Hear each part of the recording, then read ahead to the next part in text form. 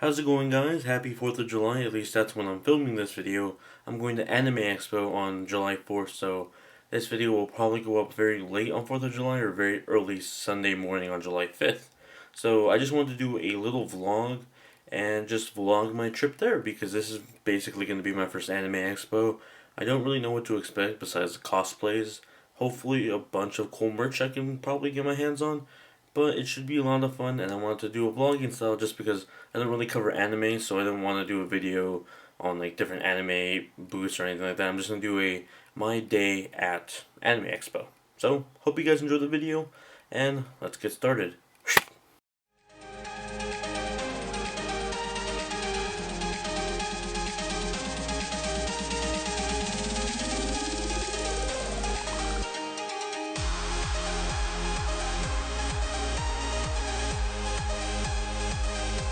So my cousin and a couple of friends and myself all drove down to Los Angeles from Oxnard to go attend Anime Expo. This is actually my first time going to Anime Expo. I've been to the LA Convention Center plenty of times before for different other events like E3, but this is my first time going to Anime Expo, and it ended up being a pretty cool experience. It was definitely much more chaotic than E3, which was pretty surprising. There was a large amount of people there, and I mean a lot of people. Right from the moment I walked into the convention center, you could tell everyone was in a great mood. Everyone was happy to see all the new cool cosplays, and people were just excited to meet new people that they didn't really know in person, but could still relate to because they all had the same interest. Now, I'm not really that into anime. I do watch some of it, but I'm not the biggest otaku around. There's definitely people who are much bigger fans than I am. I do appreciate it though. And as someone who's never been to an anime expo before, it sort of felt like the actual exhibitor hall was more like a giant Japanese swap meet that you had to pay to get into, which for other people is pretty awesome. A lot of people like to see all the cool things you could buy from all their favorite shows and video games and stuff like that. But for me, it was just really cool to just window shop. Most of the things I saw there, I really didn't know or have like a direct connection to. There was a couple of things there that I really didn't think were awesome, like a bunch of Figmas that were there from Good Smile Company. These look amazing in detail. They look like beautiful figurines, but they're so expensive. I did spend a lot of time just looking at the cool figurines because I knew I wasn't gonna buy any just because they're really pricey, but they're really cool to look at. And even besides the figurines, there was a lot of awesome cosplays. That's probably the biggest attraction with Anime Expo. All the awesome cosplays. I got to see a Deadpool cross Pikachu costume, and just a lot of cosplays I personally didn't really know about. There was a lot of familiar ones too, though. I saw a lot of people dressed from Legend of Korra, a lot of Danganronpa costumes, a couple from Persona, and a lot of other familiar series that I'm particularly really into. So those are really cool to see. There's even a couple of celebrities there. For example, the voice cast from the newest Dragon Ball Z Resurrection F movie were there. So I got to talk to the voice actor for Vegeta and Goku. They're really awesome people, and they were just really fun to talk to. Now, as someone who's really more into video games than actual anime, Anime Expo had a ton of things for me.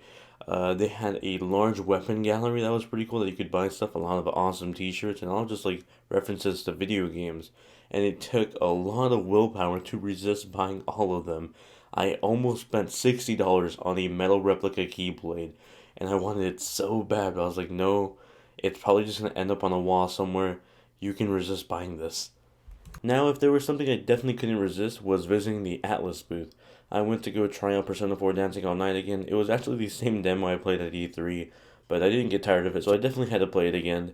And then they had a little merch store, so I went ahead and bought a shirt for Persona 4 Dancing All Night because by the time I actually got in line to buy something, everything else was pretty much sold out. The VGC Foundation had this really awesome, like, historic video game museum section where you can go ahead and go try out everything from the ColecoVision to the Intellivision up to modern game systems like the PlayStation 4, the Wii U, and the Xbox One. It was a really awesome place to go visit and check out some really awesome retro video games. They had a bunch of CRTs there, so you could experience games the way they were supposed to. They had everything like GameCube, NES, Super Nintendo, a lot of Sega consoles. It was literally every console you could think of. It was an amazing experience and just a really fun time to go visit.